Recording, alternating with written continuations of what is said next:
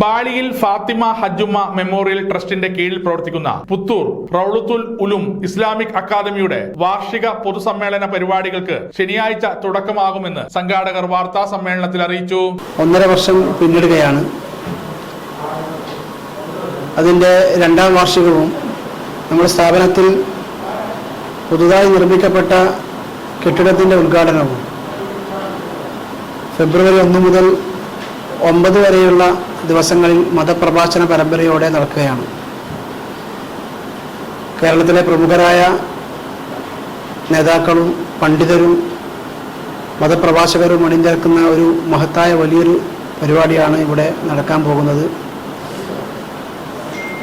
വരുന്ന ശനിയാഴ്ച 1-ാം തീയതി മഗ്‌രിബ് നിസ്കാരത്തിന് ശേഷം പാണക്കാട് സയ്യിദ് മുനവ്വർ അലി ശിഹാബ് തങ്ങളാണ് നമ്മുടെ പൊതുസമ്മേളനം ഉദ്ഘാടനം ചെയ്യുന്നത്. ആ ഒരു സമ്മേളനത്തിൽ കേരളത്തിലെ രാഷ്ട്രീയ മത നേതാക്കളും പ്രമുഖ വ്യക്തിത്വങ്ങളും പങ്കെടുക്കുന്നുണ്ട്.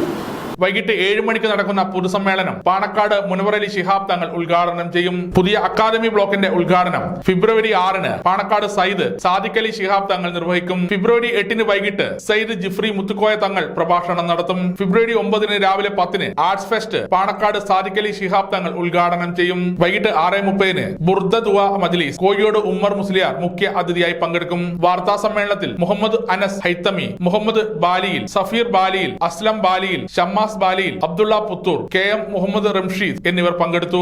KM ഷാജി, മുൻ MLA KM ഷാജി, സ്വാമി ആത്മയ ദാസ് യാമി, അതുപോലെ KV Venugopal IPS, KP Hashim, PK Shavul Hameed, KK Sudheer Kumar, Haridas, BJPയുടെ നേതാവ് ഹരിദാസൻ തുടങ്ങിയവർ സംബന്ധിക്കുക. മറ്റു പ്രധാനപ്പെട്ട ഒരു കാര്യം, നാളെ പൊതുസമ്മേളനം ഉദ്ഘാടനം നടക്കുമ്പോൾ കെട്ടിട ഉദ്ഘാടനം ഏകദേശം 2 വർഷം കൊണ്ട് പൂർത്തീകരിച്ചിരിക്കുന്ന 5 നിലകളുള്ള ഒരു ബിൽഡിംഗ്, ഇതിൻ്റെ ഖുർആൻ പഠനം, തുടർന്നങ്ങോട്ട് സ്കൂൾ വിദ്യാഭ്യാസം, അതിനുശേഷം വിദ്യാർത്ഥികൾ ഇവിടെ തന്നെ താമസിച്ച് കോളേജും മതപഠനവും സമന്വയിപ്പിച്ചുകൊണ്ട് 10 വർഷത്തോളം പഠിക്കാനുള്ള സൗകര്യം ഒരുക്കിയത്. അതിനുള്ള ബിൽഡിങ്ങിന്റെ പണിയാണ് 2 വർഷം പൂർത്തീകരിക്കുന്നത്. സമഗ്ര ന്യൂസ് പനൂർ.